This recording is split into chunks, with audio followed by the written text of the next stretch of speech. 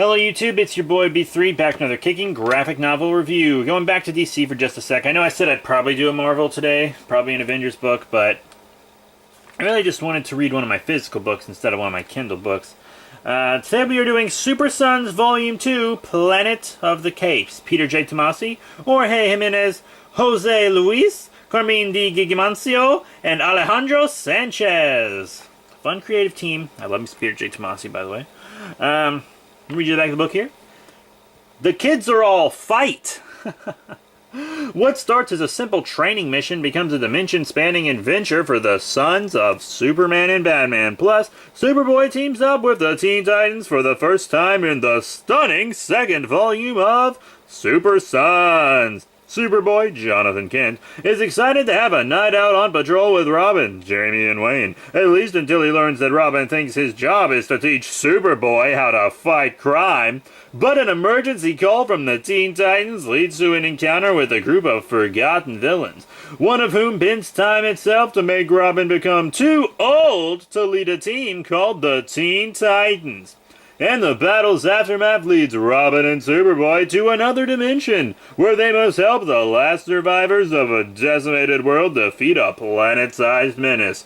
All this, plus the long-awaited unveiling of the Super Sons' secret headquarters, unfolds in the newest collection showcasing DC's next-generation super team. Acclaimed writer Peter J. Tomasi is joined by superstar artist Jorge Jimenez, Carmine Di Gigancio, Jose Luis, and more in Super Sons Volume 2, Planet of the Capes, collecting issues number 6 through 10 of the popular series. I enjoyed this. It's a fun little book. You know, this is a good book you can read with your kids also. It's a good all-ages book.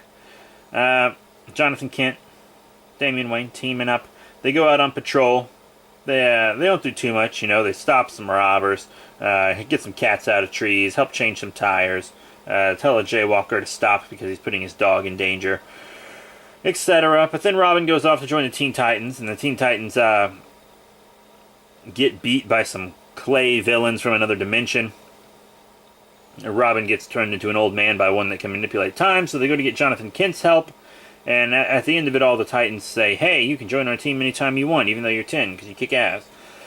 But, yeah, it turns out the guy made these villains and wanted to defeat some high-profile heroes so that he would never be forgotten. But it turns out the clay was actually from another dimension, where this giant entity that feeds on planets that have this clay is eating that planet. And there are a few survivors of the planet he ate that are on him, and they're like kind of a rebellion trying to survive and kill this planet eater. But then it turns out they themselves are actually clay that was created by the good guy wizard, who was the alternate version of the bad guy who made the clay monsters. But then it turns out the guy who made the clay monsters has also been transported here because the big planet eater thing wants to use him to open up doorways to other dimensions so that he can eat other planets, and he wants to eat Earth. But then Superboy inspired the dude to be a good guy. So he makes a clay army of people that used to exist on the planet and endows them with sentience, so it's almost like the planet lives yet again.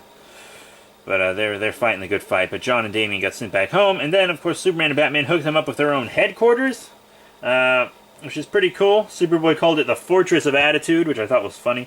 And they're like, we're going to reroute, Batman said, we're going to reroute level 4, disturbances to you guys because you can take care of them because that's like small fry stuff. And they were like, okay. The first alert they get is Chemo attacking Metropolis. Chemo is strong. He destroyed the entirety of Bloodhaven. I mean, that didn't happen in this continuity, but still, the two of them against Chemo, I would have liked to see that fight because I don't think they could win. But that's what they ran off to do at the end of this. And then Damian is going to end up going to a private school in Metropolis because his homeschooling, Alfred's like, I've taught him all I can teach him. So he's going to a private school in Metropolis that John is also being sent to. So they're going to be going to the same school, but Damian will be 3 grades higher than him. And if either of them misses a day, unexcused absence, then they don't get their headquarters anymore. But it was a fun little book. I wanted to breeze through this so that I could read Super Sons of Tomorrow, the crossover, you know. Really good. Yes, I know this is the wrong Superboy. You don't have to point it out to me. I know this is an evil one. I just have several DC figures already sitting here at the review station. So, I didn't feel like pulling any more out of my collection. And lots of them are put away right now anyways, because I'm moving stuff around, reorganizing and shit. But, that's it. Thank you all very much for your support. Remember to rate, comment, and subscribe. Check out all the cool links in the description below. Facebook, Twitter, etc. I got more reviews coming your way. More New Avengers, Mighty Avengers, Super Sons, Green Lanterns, Hal Jordan and the Green Lantern Corps, Batman Detective Comics, Superman, Batman and the Signal, Action Comics. So much coming your way. We got Thor Gucci, we got Spider-Man Gucci, we got Deadpool Gucci, we got so much Gucci on the way. So that's it. Thank you all once again for your support. Be sure to hit us up on Patreon so that we can bring you videos better, faster, stronger. And I just got to say thank you again, because your support, it sustains me. It feeds my ego. And, you know, that's, that's what all this is about. So I'll see y'all later.